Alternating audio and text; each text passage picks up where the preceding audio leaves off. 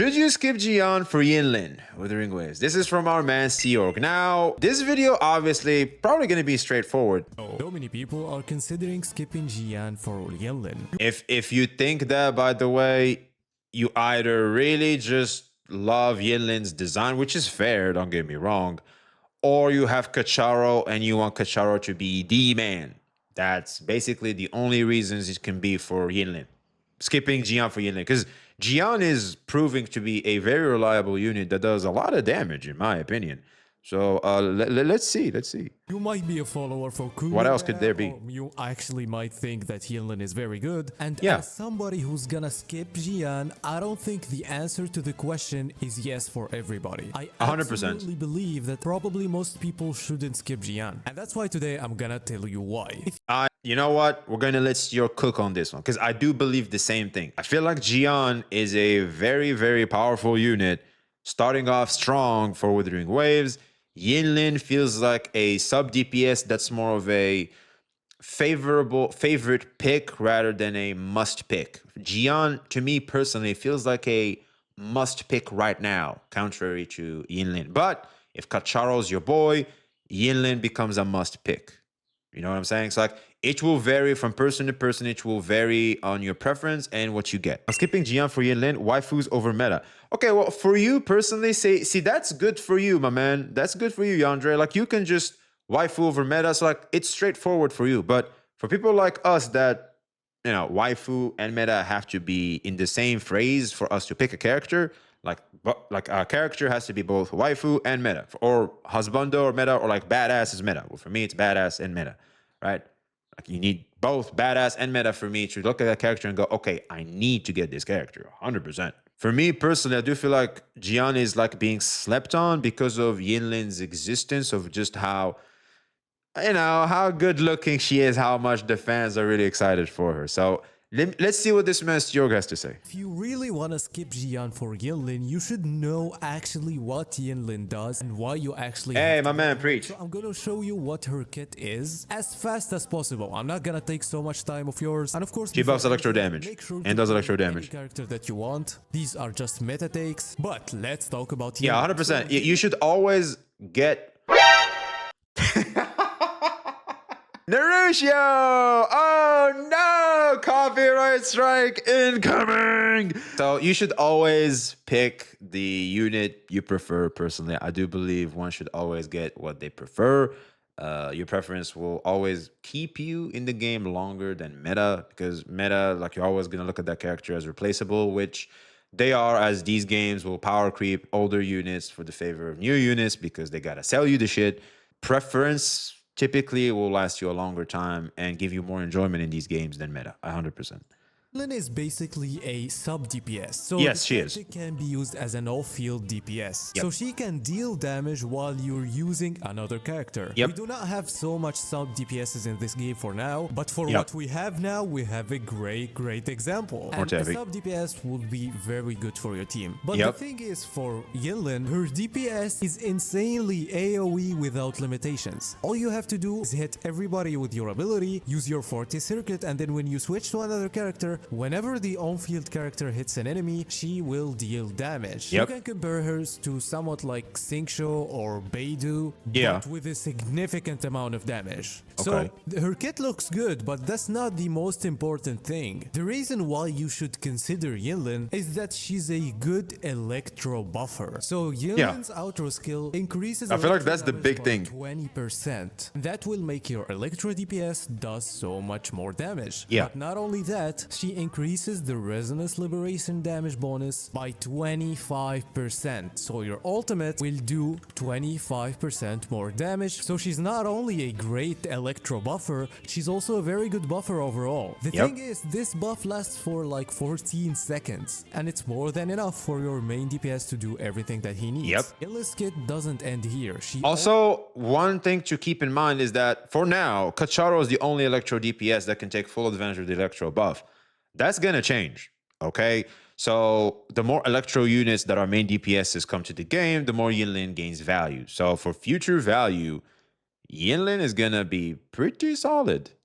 also has a very powerful ultimate, which Yep. is like a nuke. So with all that said, this makes Yinlin a character that is hard to be power crept. Although it Yep. looks like Kuro Game will handle power creep in a good way, but Yeah, I do feel like Kuro Games, considering what PGR fans told me, Kuro Games handles power creep pretty decently well, in my opinion, from what I heard. The power creeping isn't that big. But Yinlin, like, I do agree with Georg here, where, yeah, she will probably age very well. And power creeping support units is tough because you literally have to bring another support unit that basically copy pastes the already existing support unit, but just has bigger numbers and better scaling. That's literally what you have to do. It's basically a spit in the face. Or what I've noticed is that when they try to do that, they try to have a catch, like Robin and Bronya in Staria. Well, Robin is basically an insane Bronya, but you'll notice that Bronya, because of the restrictions that Robin has in certain conditions, she doesn't become like this immediate, easy, brainless, oh, just Bronya power crept immediately, like Robin all the way. Like, you don't need Bronya anymore, just you have to get Robin. No. Like, it feels like both of them have certain things where they shine. They are very similar. And yes, Robin does better what Bronya does for her teams, but not necessarily making Bronya a useless unit because of the conditions that Robin comes with. I hope that makes sense. What about Sparkle? Okay, see, that's a good example. Sparkle does what you just said compared to Bronya, but the problem with Sparkle is she will shine better in certain team comps again. Yes, Sparkle is a direct competitor to Bronya, does power creeping Bronya 100%. But you'll notice her action forward isn't the same as Bronya, isn't as fast. And most importantly, the debuff isn't there. So Sparkle will offer you certain things that Bronya doesn't offer, but Bronya will still debuff you, give you that immediate advance forward, giving you that immediate turn and damage buff, something that Sparkle can't do.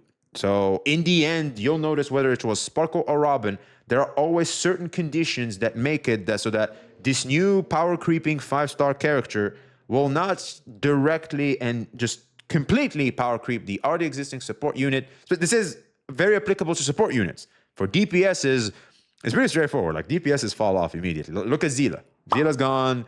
Diluc is gone. Like, all those units, like, they're completely gone, okay? So for me personally, I would say that if they can do it right for support units specifically, like, I love support units, chat. Yo, chat, you know what? Let's do this. Type 1, if you find supports are more valuable to your account, like they offer greater value than DPS. And type 2, if you find that DPSs offer greater value to your account. Okay, let's do it like that. Ultimately, support units offer good value that lasts very long and can always encourage any DPS you pick eventually. So it's like you can take any DPS, you have all this roster of supports that you can just keep throwing around with them, and like you can experience different things and play around with different things. You have a buffer for each thing. So like any DPS of any element or any playstyle, you already have the supports for. So it's like you just have to pick the DPS. So I feel like for me personally, supports always take like a huge priority in accounts. So to go back to what the fuck we're talking about, Yinlin ultimately, because of she's just an electro support, and like Xiok said earlier, we don't have a lot of sub DPSs right now. Yinlin just might have amazing value as time goes on. And like I said earlier, with power creeping, support units is pretty difficult, especially if done right. And I'm pretty sure Kuro Games is going to do a good job because people from PGR do say that power creeping isn't bad when it comes to Kuro Games. So what I'm saying is, this gives me a lot of confidence looking at Yinlin and going, yeah, I'd recommend getting this unit. At worst, she does off-field damage. At worst. Even if you don't have an electro unit, at worst, she does off-field damage. So why not? Why not? Yinlin looks very future-proof. Yes, but we I shouldn't agree. only look at Yinlin. Let's look at Jiyan. Jiyan is undoubtedly the best DPS in the game. And the best 100%. things about Jiyan, in my opinion, is that he's very easy to use. You don't need complex combos. Jiyan is basically a powerful Onga Bonga. And what makes him more Onga Bonga is that he has a very big AoE. Now, I actually might argue that Yinlin looks more future-proof than Jiyan. It is. There's no arguing there. She is. 100%. Supports will always be more future proof than DPS. That's just the nature of these games. We change DPSs like socks. Yeah, exactly. It's like DPSs ultimately will just always fall off. Like that's just the nature of these games. Supports will always take precedent. She also looks better for your teams, and she's probably better for your account. Yep. But here's the thing, you actually don't even have to skip Jiyan for so many different reasons. Some people can skip Jiyan, and some people actually don't have to. So if you're aiming for a C0 Yinlin without her weapon, the amount of rewards that we're getting in 1.0 in Wuthering Waves are actually enough to get both characters. It doesn't entirely guarantee the Wait, is this true? Chat, is this true? Excuse me? Excuse me? I can get both. We get 240. Wait. Back up. That's including the standard shit. That's not just all limited shit. I thought the 240 was with standard pools. So it's 240 pools with limited. That's in Astrite. What? Are you kidding me? I can get Yinlin too? Okay, chat, we're pulling Yinlin. Or maybe not. Let me see what the fire and Iroh or Ice Bitch do in the 1.1. And I guess by the end of the banner of Yinlin, we get to decide whether we get Yinlin or not. I do feel like that is the way to go about it, in my opinion. So for Yinlin, chat, I feel like I'm going to stay my hand.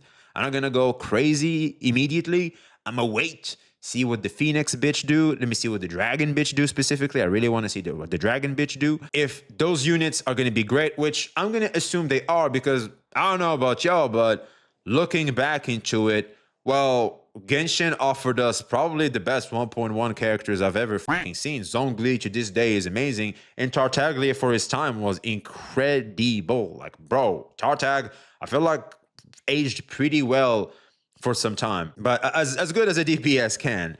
So for me personally, and I do feel like they are pushing these two bitches, and they are waifus as well, so I do feel like they might make them pretty good.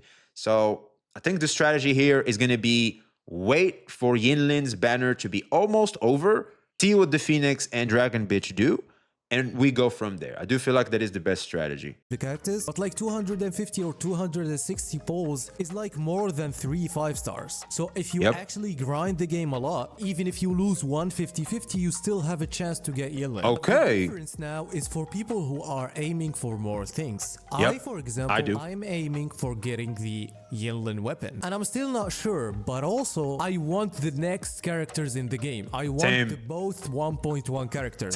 She looks cool and the other girl looks cool. And me personally, I prefer Calcharo more than Jiyan. I play Jiyan in the beta a lot. Calcharo and Jiyan. The privilege, man. Bro's already burnt out from Jiyan. I had to re-roll 10 times to get them up. Bro's already done with him. He's like, nah, I'm gonna just keep playing Calcharo, man. Nah. For everybody that has access to CBT, you. I'm definitely not jealous. And are both so much fun, and actually getting Jiyan now will help you a lot in the abyss, but for me it's enough. Now another type of people who should skip Jiyan are the people who are aiming for some constellations or dupes or wave bands for Yinlin, because if you get the first two wave bands of Yinlin, your Yinlin will probably be way more powerful. So if you manage to get her first wave band with gacha, and as I said, you probably can get 3 5-stars, so you might actually get the 2, but who the f wants to E2 a character already, chat? Type 1 if you're like, I want to E2 a character. Type 2 if you're like, nah, I'm good. I want more and more units in my account. Nah, more units. Yeah, exactly, man. I do feel like, who the f wants to get dupes already? But hey, there's always going to be that random motherfucker. So I do feel like that's what York said it here. Because there's always going to be that guy's like, well, actually, I want to get... Shut up. Okay? That's not even optimal. But like, yeah, sure, you do you. Let's say that you lost 150-50. You would probably have enough to buy one of her dupes from the store. But again, I think... Oh, that's true. You can do that. Oh, shit. That's true. You can do that. You can just buy dupes from the store, too. Oh, shit. Okay, that's something. don't want to get a C1, they don't want to get a weapon, so if you're not considering that, you actually shouldn't skip Jiyan. I don't think this is a good idea. Having a good DPS from the start will insanely help you in the game. Yep. And even with considering getting the 1.1 characters, as I said, we'll probably get enough pulls for the next banners. I mean, it's not guaranteed, we will see how Kuro Games does that, and that's why even though I'm gonna skip Jiyan, I don't think most people should do it, but I tried as much as possible to think about the different perspectives of any player, and so I hope I actually saw your perspective and helped you decide if you wanna get the Jiyan or if you wanna go all in for Yinlin. After the first couple updates and days, people are finally enjoying the game, and I'm so happy for them. And if you want more videos like this, don't forget to like and subscribe. Anyway, that was the video. Hey, chat. Bye-bye. Drop a like and a sub for our mans Georg. Let's look at the comments, man. Why aren't people dropping more likes and shit? So positive. It's like, why not? Hey, drop likes for fuck's sake. How the fuck are you telling me a video that has 82,000 views only has 2,000 likes? Okay, here we are. We moving. Bro, hey, click the fucking like button. It helps your fucking content creators. What do you guys think? I do believe there's a lot of consideration to make when it comes to the units you want to pick up from the limited banner. But I do stand by the fact that Yinlin is a good support unit that's probably a good pickup and can always do off-field damage. And don't also forget the fact that we are getting new Electro units eventually. So that's probably going to be happening very, very soon. So I heard, that's all I've been told. I'm not sure of anything. And then even then, like, it gives Yinlin a good future proof because now you get to because for now you could to be on the lookout for any new unit that's going to be Electro, because Yinlin is already prepared. So support units do give you a lot of value. So yeah, you could consider that. But for me personally, I just went for Jiyan. And if we go with the fact that we get 240 pulls just as fucking free to plays, I might pick up Yinlin too, but I do feel like I want to stay my hand a little and see what the 1.1 bitches do. I do feel like I want to get both. They look way better than Yinlin could. I'm not, in my opinion, for my kind of ladies. That's just me though. But let me know what you prefer: getting Yinlin, getting the two other bitches in 1.1, or are you getting all of them bitches? Hey, if you are, you do you. Apparently, you can get 3 5-stars if you can win each 50-50. You're Giga Chat. If you swipe for them, you're supporting our game, Giga Chat. So let us know your thoughts in the comments below. We'll see you on the next one. See you.